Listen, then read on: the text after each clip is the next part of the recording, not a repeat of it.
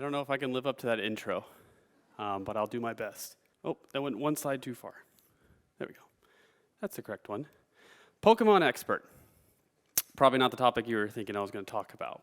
But when I was young, I was really into Pokemon. I loved playing the Game Boy game, the card game, watching the show, and annoying my family with my talk of Pokemon, which they humored me by pretending they cared. After a while, I'd like to think of myself as a Pokemon expert. I used to go to tournaments to play the card game and everything, basically knew everything there was to know about it. But eventually, as things happened, life got in the way. I grew up, I started playing Yu-Gi-Oh! Instead, and then eventually went off to university, and then had children of my own. Fast forward to now, and I have kids that love Pokemon. I promise you, I didn't influence them much. And we got our first Pokemon game. It's a brand new one. So much fun playing. And when we first started off, I started talking to my kids about, okay, it's not enough to collect cute little Pokemon. You have to think about what kind of Pokemon you want, how to do team composition, battles, how to explore, use items, all these things. Myself as a Pokemon expert, I became the teacher to my own children. As I played through my own profile, though, something else happened. As I would go around this new generation of Pokemon, some of them I recognized, most I did not, were my children next to me shouting out, oh, that's this Pokemon. Oh, it's this type. Oh, that's the evolution of this one. And I had no idea whatsoever. My children were allowed to speak, and not only that, but I learned so much from them about something that I was an expert of. Which brings me to my topic, student voice, and what that looks like and what that means. So for student voice, it comes from the concept of divergent thinking. Divergent thinking is when you want to generate a lot of very good ideas, you generate a lot of ideas. The best way to do that is to have a lot of different perspectives. You can have 10 people in a room and have each one generate 10 ideas. You would think to yourself, okay, then we have 100 ideas. But the problem is if those 10 people all think really similar and come from similar backgrounds and similar experiences, those ideas are very likely to be similar. But if they come from vastly different backgrounds and they come from multiple experiences, then you might actually get 100 ideas from 10 people giving you 10 ideas. So what does that look like in the context of a school? We are, on its surface, a company that provides a service, which is education to students. We like to recruit teachers that come from different points of view, different walks of life, different experiences, because we do, in fact, value divergent thinking. But one of the problems with this is that we don't actually talk that much with one of our largest stakeholders, which is our students. We come up with things such as student government or ASAs, and we say, see, voice, done. But what do we do with that? And how much do they actually have our ears? Or are they just there for the sake of reasoning? So what could that look like in a school setting? Students having voice in curriculum planning. This might seem like a crazy concept, but it's really not. I'm fortunate enough to be an 11th grade advisor, so I see 11th graders every morning, and I have lessons with them. But I also get to teach those same 11th graders some classes. Recently, I was stuck. I wasn't sure how to approach the topic of ethics, typically a very easy topic to teach. And so, I posed it to my 11th graders. How would you like to learn ethics? How do you feel best as far as learning something like this? And after a back and forth conversation that took about 20 or 30 minutes, we finished the class, and I had a lesson about ethics from talking to my students about it. Now, I understand that this is not practical for every single lesson, but one of the big key takeaways from this was that my lesson got better, and I know it's definitely a better lesson than what I had in mind, by simply asking the students, how do you want to do this? So the topic didn't change, just the approach to it. Another one is about student decisions making. We have a student government. Most schools do. We say, you are the leaders of the school, as most schools do.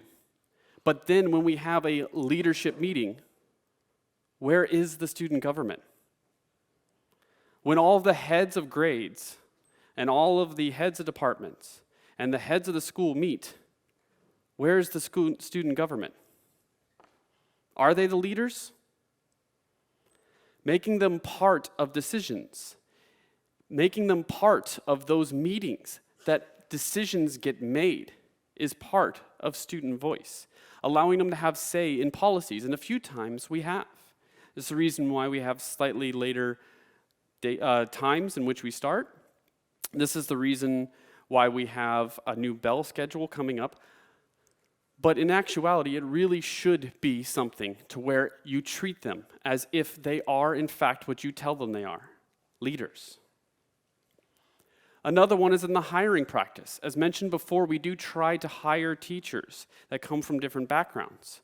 But again, we're not using the most important voice in the process. These students are who those teachers are going to teach. They should have a say in that. Not only should they have a say in that, but the most important aspect of teaching, the one single thing every teacher can agree on that leads to positive educational outcomes, is relationships. Imagine the relationships the students would have with that teacher knowing that they had a say in that teacher being there.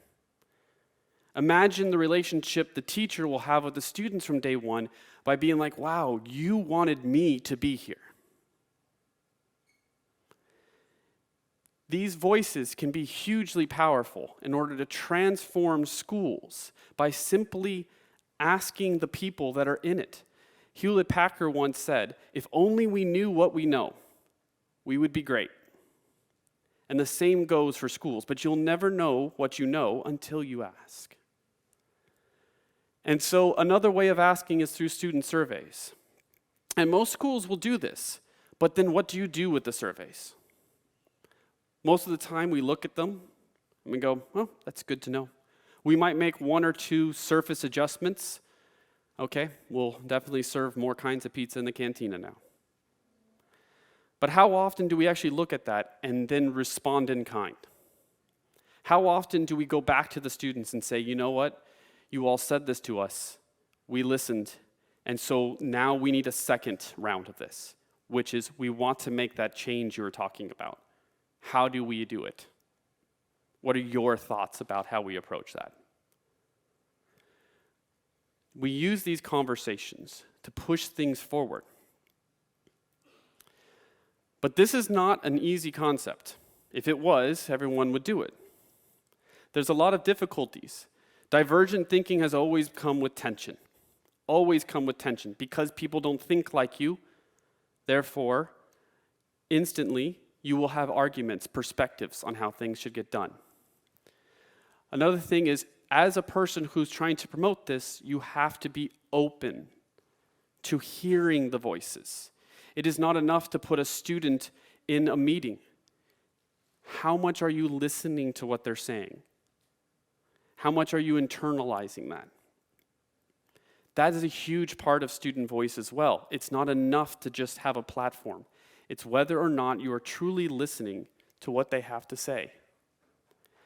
Much like when I play Pokemon, I have never asked my kids to stop talking. I have always listened to what they had to say. Even now that they're getting much better at it, I talk to them about how I compose my team, what Pokemon I like, and sometimes my irrational decisions of just having one in my team simply because I really like it. So, What does this mean as far as the decision-making process at a school? Now, I'm not saying that you bring in the student council. I'm not saying you bring in students and then they say, okay, we really like this, and then you go, well, okay, student voice, then that's what we'll do. Now, at the end of the day, the decision-making is still for the person who is most responsible for the outcomes of the decision. If it is policy changes, it still will come from the principals. If it's classroom changes, it'll still come from the teachers, because they're the ones who ultimately have to live with the outcomes of that. But what I'm referring to is simply changing your knowledge, growing your knowledge, allowing yourself to be open to the fact that although you are an expert, no expert knows everything. And no person knows nothing. And sometimes the parts that you miss are the parts that they know. Much like my profile is still my profile. But sometimes I miss things. So what does this look like overall? Well, we talked about not only is this a growth for the schools, it allows us to grow in a very positive way by thinking of the students exactly who they are, stakeholders in a company that they want to get better. They want it to progress. And so it helps the students grow by giving a whole new perspective to the school, moving forward in all kinds of things that directly affect the students. But also it helps the students grow by letting them know that we hear them, by letting them know that their ideas matter and that they are valid. And so moving forward, I challenge everyone, and not just schools. I challenge parents, I challenge administrators and other companies. Take the time to listen. They're not always going to provide the transformative information that will make your Pokemon team complete. But often, they can provide information that you never thought about. And those little changes over time, that can create big changes. Thank you.